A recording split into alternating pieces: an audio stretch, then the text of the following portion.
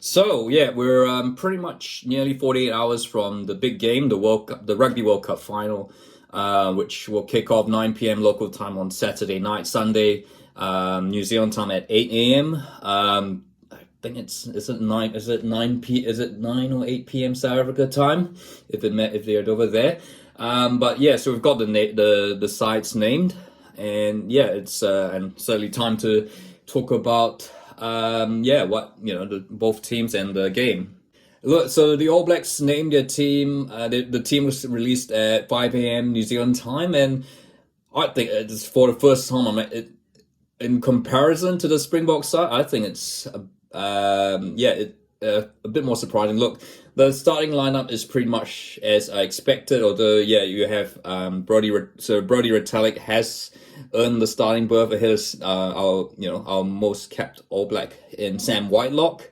I think that was honestly going to be a bit of a coin toss. Both are excellent locks. Both two of the best locks that we've ever had. But it looks like, Brodie got the nod over Sam. Scott Barrett's, whilst he's had that red card against South Africa, he's clearly the form lock and really needs to start there. And of course, he offers that utility if he needs to play a blindside. But Mark Telea over, I know Lester Farnukas did well against Ireland, but Mark Telea, has to be in there. I think he certainly redeemed himself against Argentina.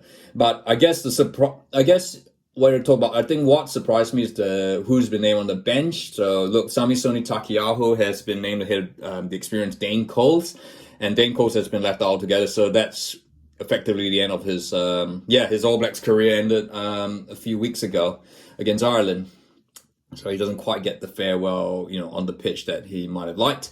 Nipo Laulala has been named as the other prop on the bench alongside Tamaiti Williams. Look, I'm not sure whether Fletcher Newell is having an injury or not. We'll possibly find out. You might find out after this video is released. But is it an experience or is there an injury? We don't know. But I think Nipo Laulala has made some big improvements this year, so I think, and he's got the experience there, so he gets on the bench. As I mentioned, Sam Whitelock on the bench, and of course the rest of the bench is pretty much the same. Dalton Papali'i is the backup to Sam Cane, Severe. Finley Christie has earned it ahead of Cam Roy. Look, I know they talk about Cam Roy got scoring tries against South Africa, but Finley Christie has done absolutely nothing wrong against Ireland and Argentina, so he deserves to be there.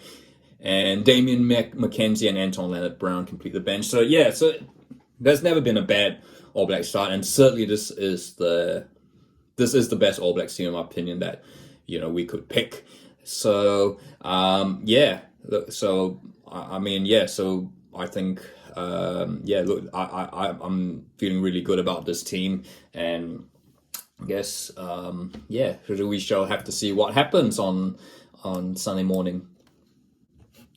So in fact, the Springboks were the first to name their side, which is a little bit unusual because historically the Springboks have always been one of the later nations teams to release their team list. It is pretty much what I expected. Of course, the two big talking points is who will start 9 and 10. It's Tip de Klerk and Andre Pollard, just simply for experience and the fact that they came off the bench against England and completely changed the game for the Springboks. They get the starting positions. Other than that, look, there was obviously the talk about the question marks with Mbongi Bonami, excuse the pronunciation, I'll just go Mbongi. With all the comments, those allegations from the England camp, but look, it appears that I don't think that is going to be sufficient evidence to result in a ban, and it seems to have been sort of swept under the carpet by World Rugby and certainly the South Africans. So fortunately, I guess for South Africa, as I said, Bongi is the only specialist hooker in the team because Dion Fourie is sort of like a converted number 8. So pretty much no surprises really, but look, they talk about the 7-1 bench has been talked about. So Willie Leroux's the only back, and that means, which also means Faf de Klerk is the only halfback. So yes, I guess a bit of a gamble there. So they really have to hope that Faf de Klerk doesn't get injured, because there's no replacement specialist halfback. It's a side laden with forwards. It's Quagga Smith, who is the top turnover, who has the most turnovers at this Rugby World Cup, is on the bench. Dion Ferry, Oxnich, Nyakane, Klein, Snyman, who scored that winning try for the Springboks against England.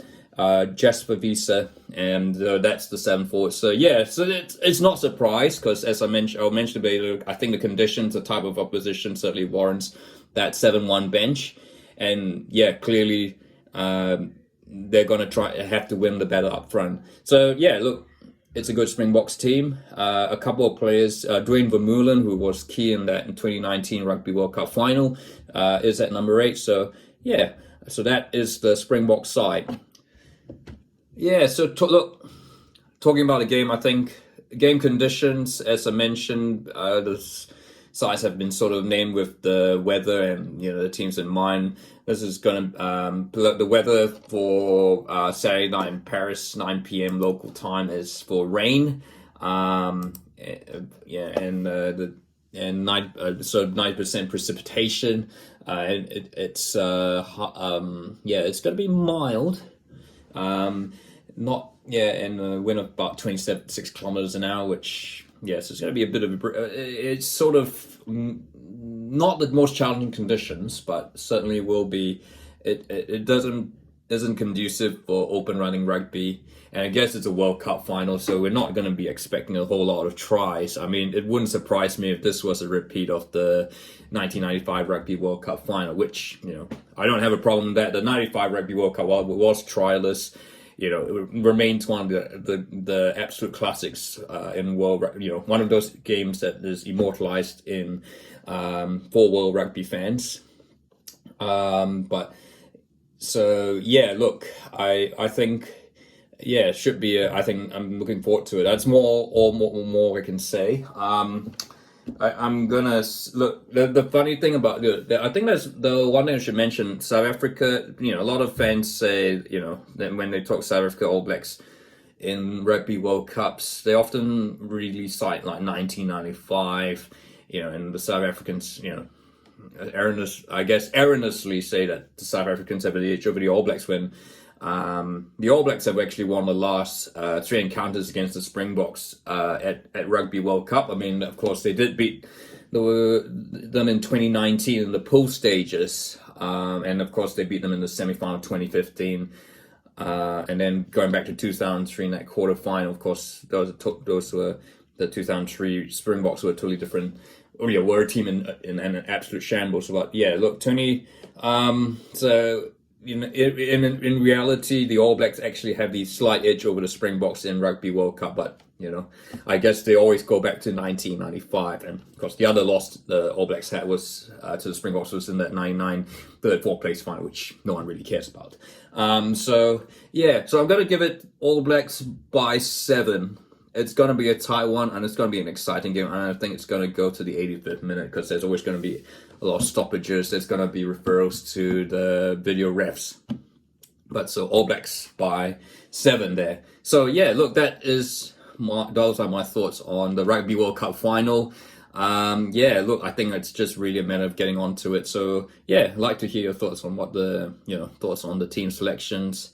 And yeah, if you like this video, feel free to like, and don't forget to subscribe. Look, there's also a couple of videos about the All Blacks in South Africa, which are getting a few hits. Talked about whether Susie the waitress was it's fact or fiction. We talked about the surprising support the All Blacks have in South Africa. So yeah, have a look.